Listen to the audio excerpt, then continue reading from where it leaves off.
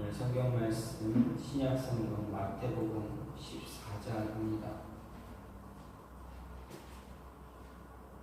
신약 성경 마태복음 14장 22절부터 33절 말씀입니다.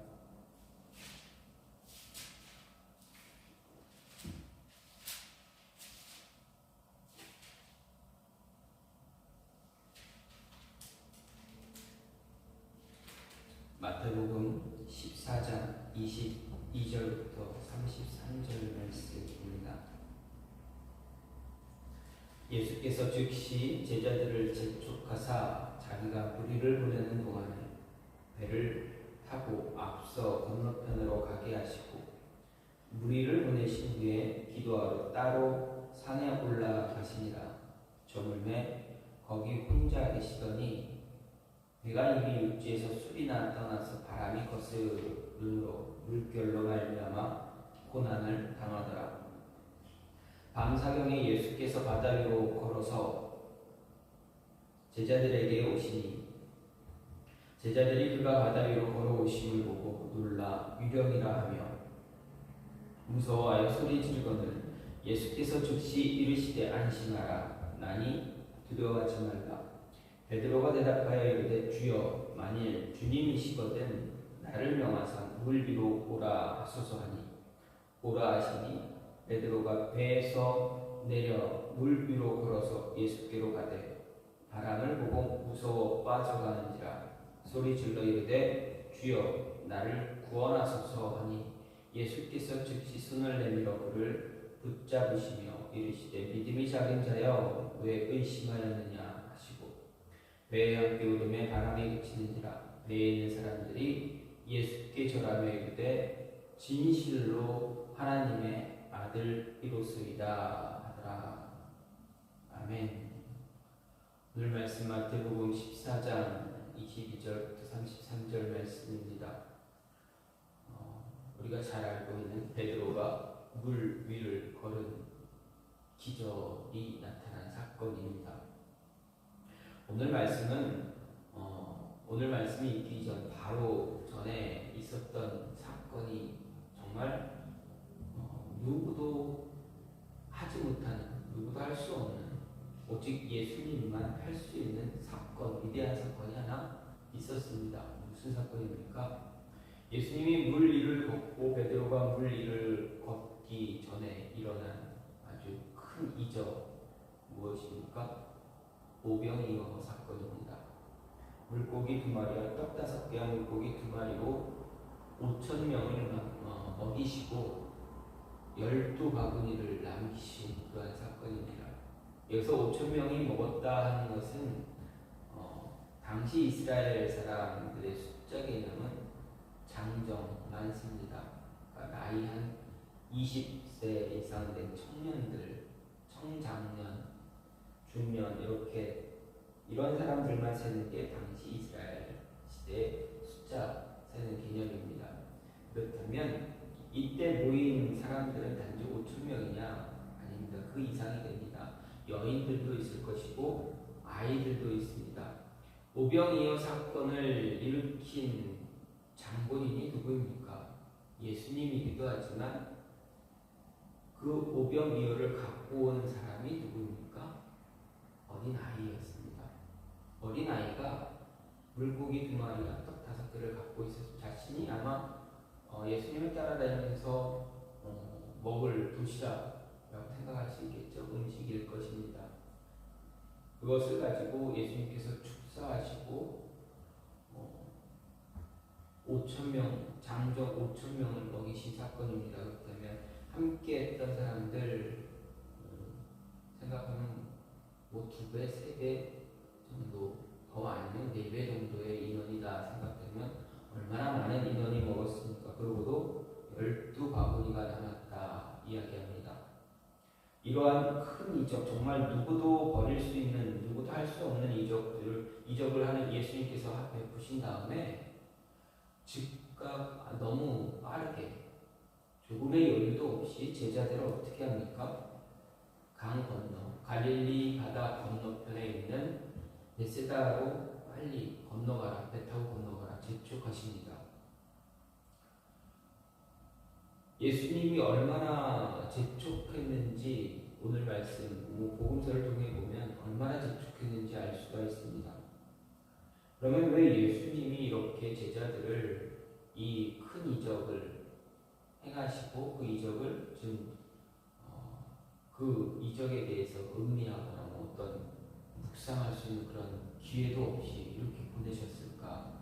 왜 제자들을 그 자리를 떠나게 그렇게 급하게 떠나게 하셨을까? 그 이유가 어디 있는가 보게 되면 요한복음에서 그 이유를 이야기합니다. 요한복음 6장 14절 15절 말씀을 보면 요번여의 놀라운 이적을 체험한 무리들이 어떻게 합니까? 예수님이야말로 신명기 18장에 예언된 구약에서 예언한 선지자 즉 오실 메시아다 이렇게 생각합니다. 거기까지 좋습니다. 예수님이 오실 메시아다라고 생각하는 것 얼마나 좋습니까? 얼마나 지혜롭습니까? 얼마나 좋습니까? 그런데 이 사람들이 군중들이 예수님을 영적인 지도자, 영적인 메시아로 생각한 것이 아니라 무엇으로 어떻게 생각했습니까? 정치적인 메시아, 정치적으로 예수님을 생각한 것입니다. 당시 이스라엘은 어떻게 보면 로마의 식민지였습니다. 로마의 지배를 받았습니다. 그래서 얼마나 어렵게 살았습니까? 그래서 백성들이 이스라엘 사람들은 로마로부터 해방시킬 그러한 영웅이 필요했습니다. 그 영웅은 예수님이라 생각했습니다. 그러니까 예수님이 어떻게 됩니까? 그 군중들의 심리에 휘말려서 제자들도 그렇게 생각할까봐 예수님을 정치적인 메시아로 생각할까봐 로마에서 이스라엘을 해방시킬 그 영웅으로 생각할까봐 제자들을 그 군중들로부터 분리시키신 것입니다. 군중들로부터 격리시킨 것이 예수님입니다. 그래서 서둘러서 건너편으로 배를 타고 건너편으로 가라 했습니다. 이런 모습을 볼 때 예수님은 제자들의 군중심리에 휘말리는 것을 어떻게 보면 두려워하셨다라고 생각할 수가 있습니다. 그래서 재촉해서 건너편에 갔습니다. 그런데 어떻게 됩니까? 배를 타고 건너가던 제자들이 무엇을 만납니까? 거센 바다, 바람과 성난 파도, 물결을 만나게 됩니다. 그래서 두려움에 또 제자들도 두려움에 빠집니다. 이렇게 두려움의 파도가 높고 바람이 거센데 누군가가 무엇인가가 자신들에게 다가옵니다. 여러분 정말 어둠입니다. 그냥 이 제자들이 탄 배는 지금 타는 배와 다릅니다. 그냥 나룻배 같은 정도. 제자들 12명이 옮겨갈 수 있는 그런 작은 배입니다. 그런 작은 배가 막 바람에 흔들리고 있는데 무언가가 자신들에게 향해 다가오고 있는 것을 보게 되면 얼마나 무섭습니까? 얼마나 두렵습니까? 예수님을 유령으로 착각해서 생겨난 두려움이 같이 생깁니다. 그런데 이러한 파도에 의해서 나타난 두려움, 무서움, 예수님을 유령으로 착각했을 때 그 두려움, 제자들은 다 극복해야만 했습니다. 이러한 두려움은 우리에게도 늘 있습니다. 그럼 우리도 그러한 두려움들을 다 이겨내야만 합니다. 일반적으로 우리 삶에서 여러 가지 많은 두려움들이 우리를 굉장히 어렵게 합니다. 힘들게 합니다. 그럼 이 두려움들을 이겨낼 방법이 없는가? 무슨 방법인가? 성경은 오늘 말씀은 우리에게 일반적인 삶과 믿음의 삶 속에서 일어나는 두려움을 극복할 수 있는 방법을 오늘 말씀 통해서 우리에게 이야기해 줍니다.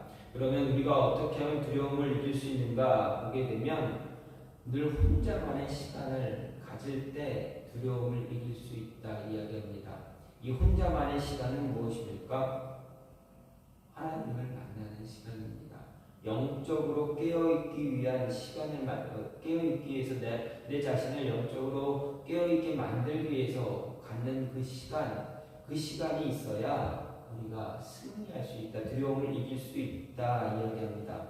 22절 23절 말씀을 보면 예수께서 즉시 제자들을 재촉하사 자기가 무리를 보내는 동안에 배를 타고 앞서 건너편으로 가게 하시고 무리를 보내신 후에 기도하러 따로 산에 올라가시니라. 저번에 거기 혼자 계시더니 이렇게 기록합니다.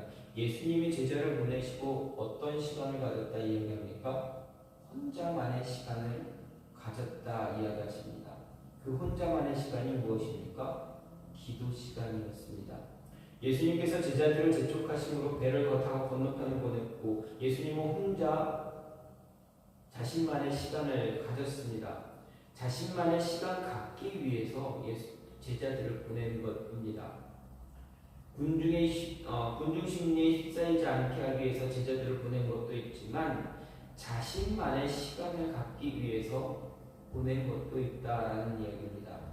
이렇게 예수님께서 혼자 있길 원하셨던 이유가 무엇인가 생각해보면 예수님이 혼자 있길 원하셨던 것은 군중 심리에서 벗어난 혼자만의 깊은 영적인 경건을 유지하기 위해서였습니다. 다시 말해서 자신을 세상에 보내신 분과 더 깊은 영적인 교제를 갖기 위해서였다라는 얘기입니다.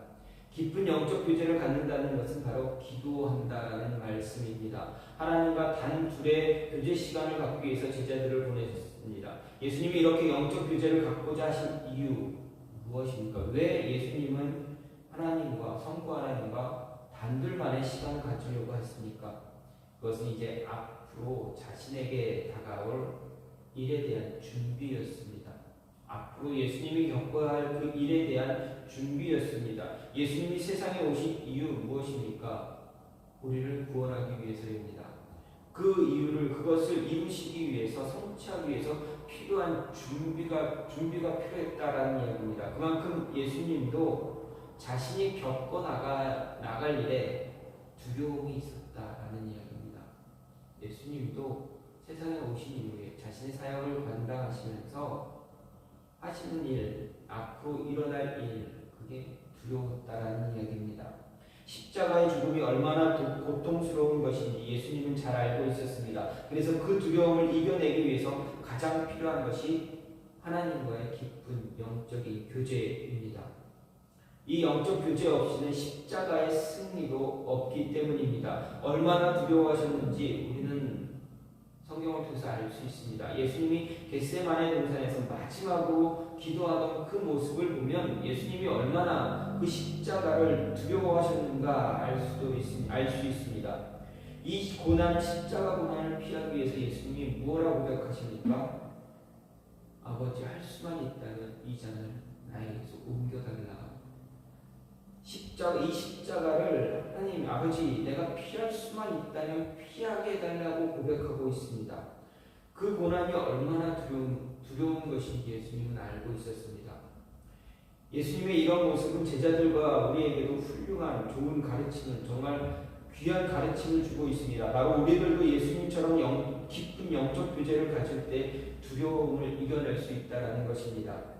예수님이 성부 하나님을 잡고 교제하고 기도하던 그 모습을 우리도 갖는다면, 우리도 그 모습을 갖고 있다면 우리 삶에 나타나는, 우리 삶에 있는 우리를 힘들게 하는 모든 두려움 우리도 극복할 수 있다는 이야기입니다. 우리가 예수님을 붙잡고 예수님과 동행하길 간절히 바라는 마음 갖고 영적 교제를 쉬지 않으면 우리 안에 있는 두려움 이겨낼 수가 있습니다. 예수님과의 동행을 갈망할 때, 그 동행 이어갈 때 예수님은 우리에게 새로운 힘을 주십니다. 힘들고 어려울 때, 더 기도하며 동행을 갈망할 때 하나님은 우리와 동행해 주십니다. 다니엘과 그의 세 친구를 보십시오. 그들은 정말 감당하기 어려운 시간을 이겨냈습니다. 그리고 하나님과 동행하길 간절히 바랬습니다. 자신의 신앙 버리지 않았습니다. 그 결과 어떻게 됐습니까? 하나님은 그들을 지켜주셨습니다. 하나님의 동행하심 믿고 나갔을 때 하나님은 그들과 동행하셨습니다. 뿐만 아니라 어떻게 합니까? 그들에게 고통을 주었던 바벨론 왕 느부갓네살의 입을, 그 왕의 입을 통해서 뭐라 얘기합니까? 너희가 믿는 하나님만이 진짜 하나님입니다. 다니엘의 세 친구들이 풀무불에 들어갈 때 어떻게 했습니까? 그들은 하나님과 함께 했습니다. 하나님과 동행하기를 원했습니다. 기도하는 마음으로 들어갔습니다. 늘 기도했고 늘 영적인 교제를 가졌습니다. 그때 천사가 하나님의 그들을 지켜주셨습니다. 다니엘이 사자굴에 들어갔을 때 어떻게 합니까? 들어가기 전에 그는 어땠습니까? 늘 하나님과 교제하는 시간, 버리지 않았습니다. 놓치지 않았습니다. 잃어버리지 않았습니다. 그랬더니 하나님께서 그를 지켜주셨습니다. 우리 삶 속에 사단의 도전과 유혹은 언제나 존재합니다. 이 유혹과 도전을 이기기 위해서 우리에게 필요한 것은 깊은 영적 교제밖에 없습니다. 하나님과 만나는 시간밖에 없습니다. 사단의 도전과 유혹에 동요하지 않고 하나님의 뜻대로 살아가기 위해서 우리 내면 세계의 질서를 잘 바르게 붙잡고 있을 때, 그렇게 하기 위해서 예수님처럼 조용한 시간을 갖고 있을 때 우리는 우리에게 도전하는 두려움 극복할 수가 있습니다. 우리의 믿음을 흔드는 유혹, 시험들 다 이겨낼 수 있습니다. 극복할 수 있습니다. 벗어날 수 있습니다. 두려움은 우리가 극복하지 못할 그러한 것이 아닙니다. 우리로 하여금 늘 극복하라 이야기합니다. 두려움은 극복 가능합니다. 극복하기 위해서 예수님과 동행 준비하고 유지한다면 두려움은 우리가 이겨내는 것이 아니라 어떻게 누가 이겨내게 합니까? 하나님이 이겨내게 하십니다. 하나님의 그 두려움을 물리쳐 주신다는 것입니다. 내가 이겨내고 내가 물리치는 것이 아니라 하나님이 물리쳐 주신다라는 것입니다. 물리쳐 주시고 우리 안에 평안을 유지하게 해 주십니다. 두 번째로 두려움을 이길 수 있는 것, 어떻게 하면 두려움을 이길 수 있습니까? 오늘 말씀 보면 의심하지 않으면 이길 수 있다 이야기합니다. 31절 말씀을 보면 예수께서 즉시 손을 내밀어 그를 붙잡으시며 이르시되 믿음이 작은 자여 왜 의심하였느냐, 이렇게 예수님이 말씀하십니다.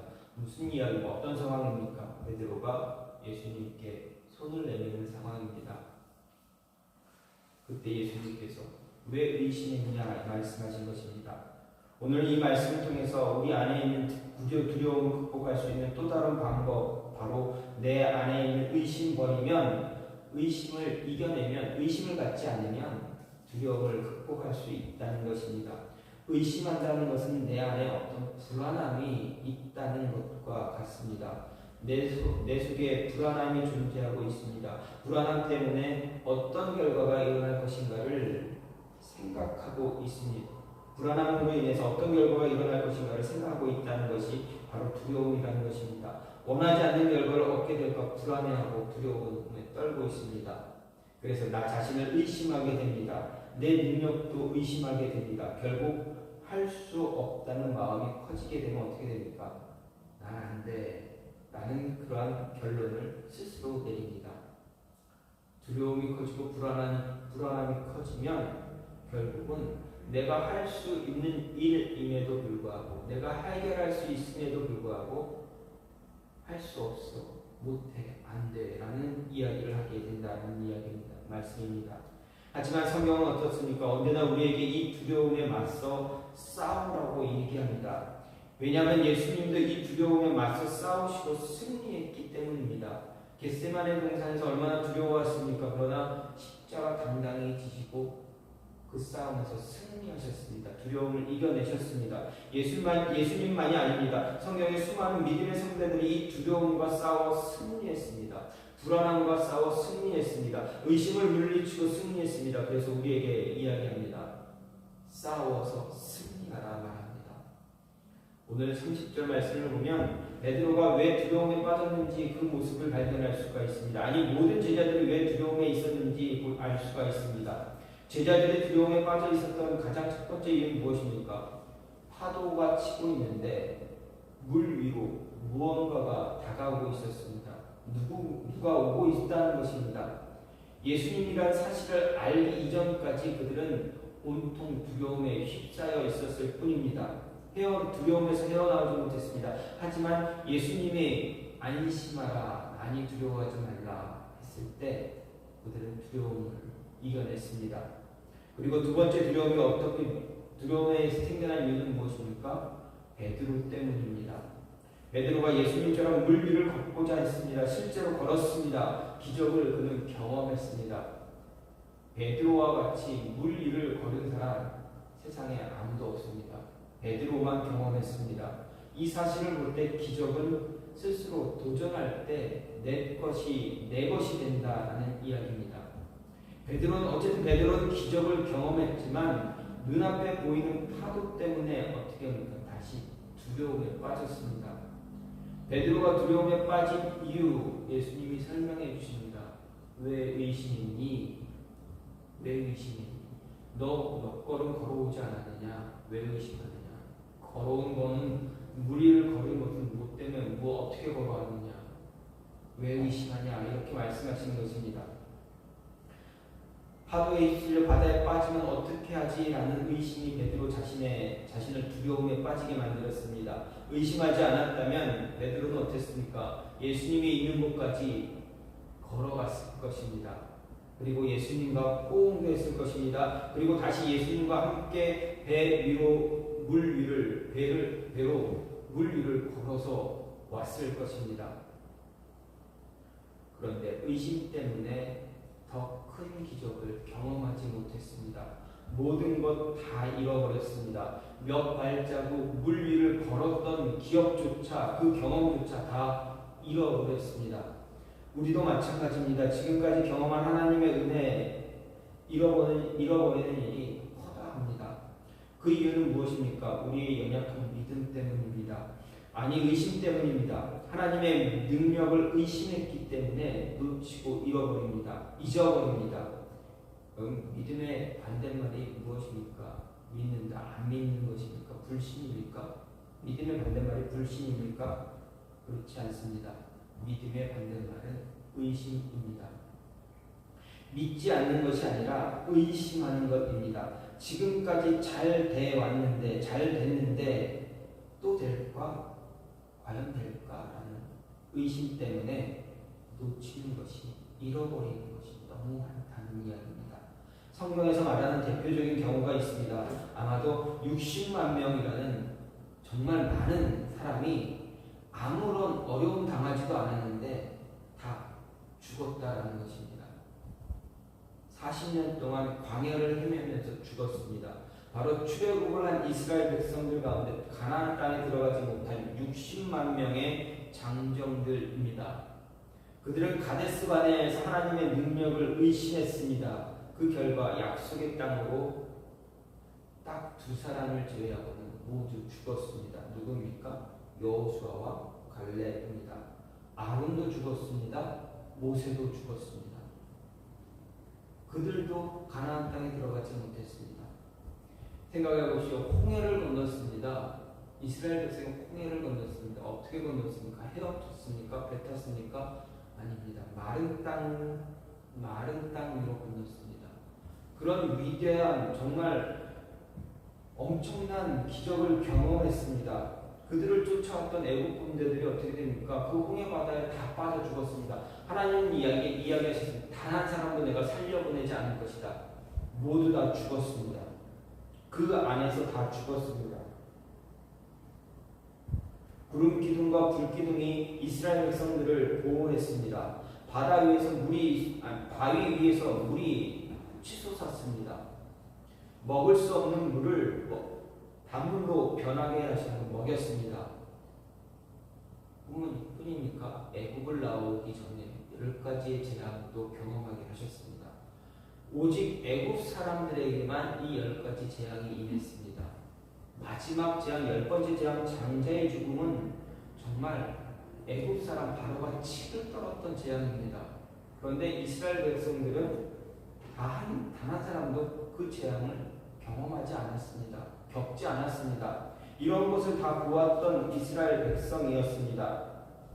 그런데 가데스 바네아에서 어떻게 했습니까? 하나님 의심했습니다. 하나님이 과연 이 백성들을 물리칠 수 있을까? 40일 동안 정탐한 그 이야기만 듣고 이스라엘 백성 전체가 의심했다라는 이야기입니다. 그 결과 결국 60만 명에서 딱 2명을 제외한 모든 사람들이 광야에서 죽었습니다. 약속의 땅에 들어가지 못했습니다. 이유는 의심 때문입니다. 의심은 우리로 하여금 아무것도 하지 못하게 합니다. 도전하지도 못하게 합니다. 하나님의 은혜도 받지 못하게 합니다. 두려움에 빠져 허우적거리게만 만들 뿐입니다. 하지만 의심을 벗어버리면 두려움은 사라지게 됩니다. 불가능은 우리에게 존재하지 않습니다. 하나님 믿기 때문에 모든 것이 가능해집니다. 아니, 하나님이 하시기 때문에 가능합니다. 도전하고 은혜를 경험하고 발전하고 또 고백할 수 있게 해줍니다. 의심하지 않으면 이 모든 것을 우리의 것으로 만들어 주십니다. 마지막으로 우리가 두려움을 이길 수 있는 방법은 무엇입니까? 우리의 시선을 늘 고정하면 됩니다. 우리가 무엇을 바라보느냐에 따라서 두려움에서 이기느냐 패하느냐 결정이 됩니다. 30절 말씀을 보면 바람을 보고 무서워 빠져가는지라 소리 지르러 이르되 주여 나를 구원하소서. 베드로의 고백입니다. 두려움 이겨낼 수 있는 또 다른 방법, 우리 눈으로 무엇을 보는가에 달려있다는 이야기입니다.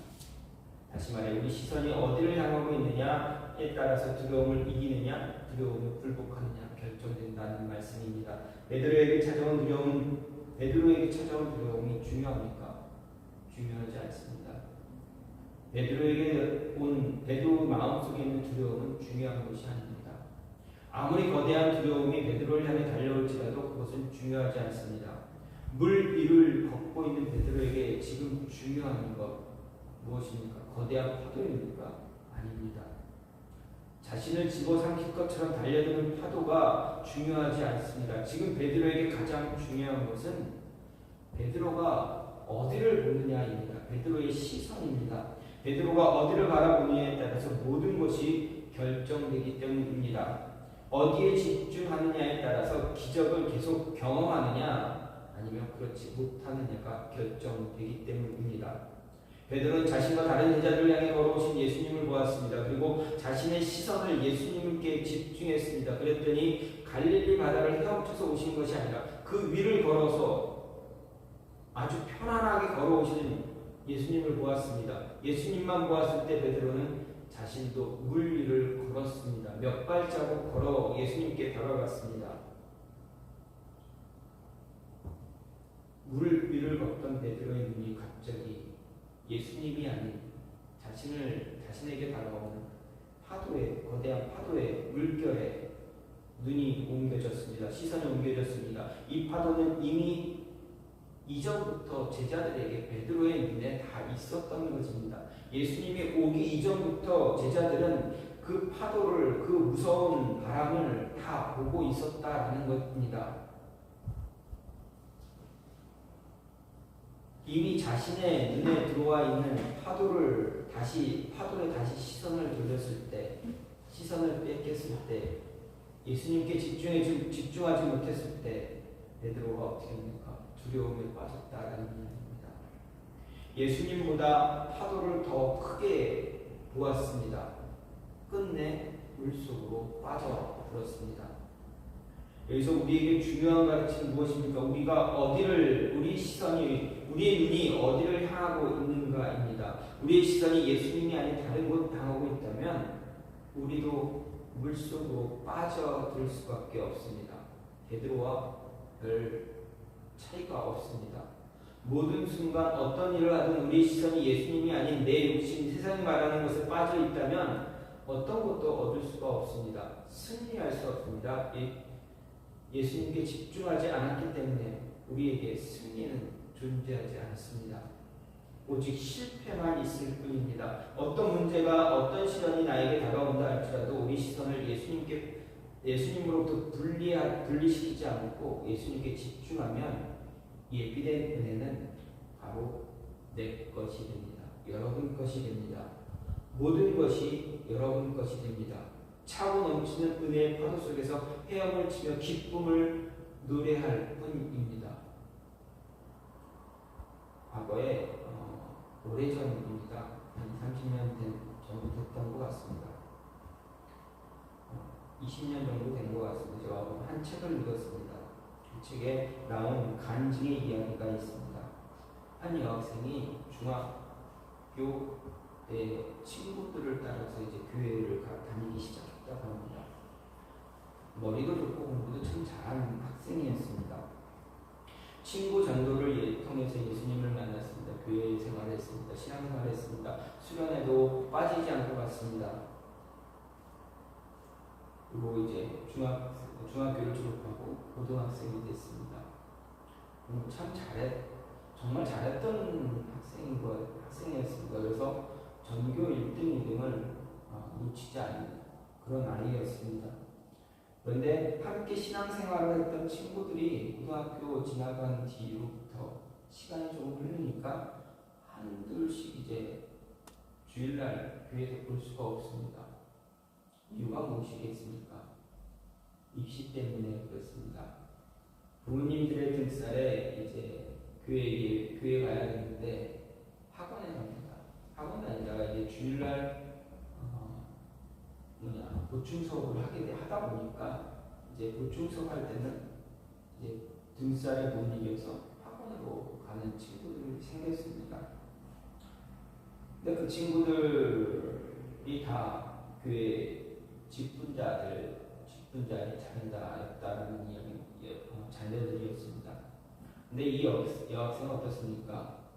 중학교 때 친구가 전도에서 왔기 때문에 부모님은 교회에 다니지 않았습니다. 열심을 다해서 공부했습니다. 그리고 자신과 같이 남녀공학이었던 것 같아요. 남학생이 자신과 같이 있던 전교 1, 2등을 서로 치고받고 주고 이렇게 했던 남학생도 고3이 되니까 이제 교회를 빠지게 됐습니다. 부모님의 등살에 어쩔 수 없이 이제 주일날 교회를 빠지고 학원으로 향했습니다. 입시 학원이니까 어떻겠습니까? 주일날도 계속 수업하고 아이들에게 그렇게 합니다. 그 남학생은 교회를 가고 싶었지만 어머니의 등살에 교회를 못 가고 학원을 가고 학원에서 시험도 보고 공부 어쨌든 그렇게 했습니다. 그렇게 1년이 지냈습니다. 이 여학생은 안 나오는 친구들 그냥 생각하면서 계속 예배를 잘 드렸습니다. 대학 입시가 끝나고 시험을 다 보고 결과가 나왔습니다. 대부분의 아이들이 이제 다 대학에 갔습니다. 자신과 이제 1, 2등을 다퉜던 남학생은 명문대에 진학을 했습니다. 어느 학교인지는 모르겠지만 아마 최고의 명문대라고 하니까 지금 우리가 말하는 스카이대 중에 하나이지 않을까 합니다. 어쨌든 그 학교에 입학을 했습니다. 그런데 이 여학생만 떨어졌습니다. 그러니까 주변에서 얼마나 눈치를 줬겠습니까? 그 학생의 부모님이 얼마나 뭐라 했겠습니까? 다른 친구들은 다 학원 다니고 있는데 너가 무슨 어떤 별 얘기를 다 하시면서 그 아이에게 아마 핀잔도 주고 눈치도 주고 막 그랬을 것입니다. 이 여학생이 얼마나 마음이 아프겠습니까? 이제 그 학생을 다 가르치던 전도사님은 발등에 불이 떨어졌습니다. 난리 났습니다. 다른 친구들은 다 붙었는데 이 학생이 떨어졌습니다. 이 학생은 부모님도 안 다니고 혼자만 열심히 신앙생활을 하는데 안 나오면 어떻게 하나, 교회를 떠나가면 어떻게 하나, 예수님을 버리면 어떻게 하나 고민했습니다. 이 여학생은 재수하기를 결심했는데 그때 전도사님 찾아가서 불안한 마음으로 찾아가서 이야기를 나눕니다. 겨우겨우 설득해서 교회를 나오게 했습니다. 이 여학생이 그냥 대충 나온 게 아니라 재수하는 1년 동안 또 굉장히 열심히 나왔습니다. 네. 자신이 예수님 만났으니까 한번 이 믿음 안에서 신앙 안에서 이 문제 해결하자라고 하면서 열심히 공부도 했지만 자신의 신앙 믿음도 놓치지 않았습니다. 끝까지 지켰습니다. 1년 동안 그렇게 주일날은 교회, 그리고 평일날은 학원에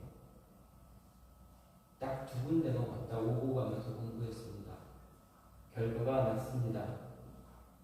이 여학생도 학교에 입학을 했습니다. 이 여학생이 들어간 학교는 이화여대입니다. 죄수에서 이화여대를 들어갔습니다. 그런데 수석으로 들어갔습니다. 얼마나 기뻤겠습니까? 이 학교를 다니고 있는데 얼마 지나서 입학을 하고 얼마 지나지 않아서 학교에서 이제 어떤 발표를 합니다. 중대한 발표를 합니다. 이 학교에서 이화여대에서 미국에 있는 명문대와 자매결연을 맺었다. 이제 그 교환학생을 뽑아야 된다. 그 교환학생을 누굴 뽑을까? 이제 교직원들이 다 회의했습니다.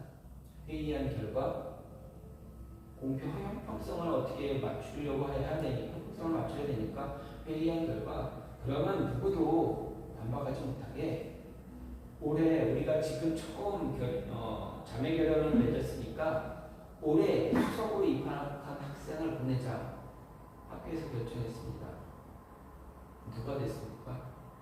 이 여학생이 뽑혔습니다.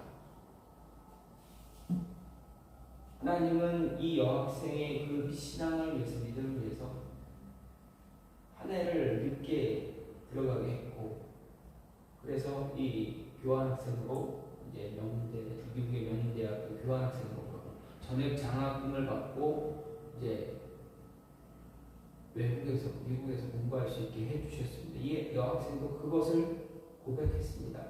하나님의 뜻이었다. 내게 주어진 이 시간 동안 내가 정말 하나님 예수님께 내 시선 뺏기지 않고 예수님이 아닌 다른 것에 시선 뺏기지 않고 열심을 다해서 공부하고 내 신앙 잘 지켰더니 하나님이 이렇게 해주셨습니다. 이렇게 고백을 합니다.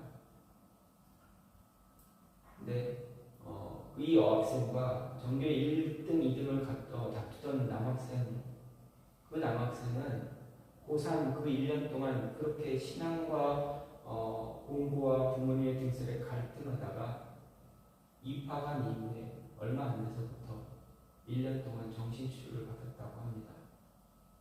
자신의 신앙적인 그 모습과 그렇지 못했던 현실에 부딪혀서 괴로워했던 그 모습이 고스란히 그 이후에 드러나게 됐다는 이야기입니다. 어디에 집중하느냐, 내 시선을 어디에 두느냐, 내 믿음을 어디에 두느냐에 따라서 그 결과가, 그 기적이, 은혜가 우리에게 임한다라는 이야기입니다. 성경은 분명히 우리에게 말합니다. 우리의 시선을 어디에 두는가에 따라 우리의 미래가 달려있다 말합니다. 에스더서를 보게 되면 오직 하나님께만 시선을 집중한 사람들이 나옵니다. 에스더 왕비와 모르드게입니다. 아말렉 사람 하만에 의해서 유대인들이 이스라엘 백성들이 모두 죽음을 맞이할 처지에 놓이게 되었습니다. 하지만 모르드게와 에스더 그리고 유대인들은 어땠습니까? 그 죽음 앞에서 금식을 선포합니다. 죽음 앞에서 자신들의 시선을 다른 곳에 두지 않았습니다. 도망치지 않았습니다. 오직 하나님께만 집중했습니다. 하나님만 바라보면서 간절히 기도했습니다. 자신들의 시선을 하나님이 아닌 아하수에로 왕에게 돌리지 않았습니다. 하만에게 돌리지 않았습니다. 오직 하나님만 바라보았습니다. 그 결과 어떻게 됐습니까? 이스라엘 백성들 그 누구도 죽지 않았습니다. 도리어 그들을 죽이려고 했던 아말렉 사람 하만 그리고 그의 식솔들이 도리어 처형을 당했다라는 것입니다. 우리의 시선을 어디에 두느냐? 시선이 오직 하나님을 예수님을 향하고 있다면 어떤 어려움도 두려움도 다 이겨낼 수 있다, 극복할 수 있다는 이야기입니다. 불가능은 없다라는 이야기입니다. 모든 것이 가능하다라는 이야기입니다. 우리 시선을 세상에 뺏기지 않으면 됩니다. 그러면 예수님이 성령님이 일하십니다. 그러면 기적은 다시 일어납니다. 죽은 나사로가 다시 살아날 수 있습니다. 모든 것이 가능합니다. 두려움 극복할 수가 있습니다. 우리의 시선을 어디에 두느냐, 어디에 집중하느냐에 따라서 기적이 내 것이 되느냐, 남의 것이 되느냐 결정되어진다는 것입니다. 기적을 경험하기로 원합니까? 하나님의 은혜가 내 것이 되기로 원하십니까? 여러분의 시선을 고정하십시오. 예수님께 고정하십시오.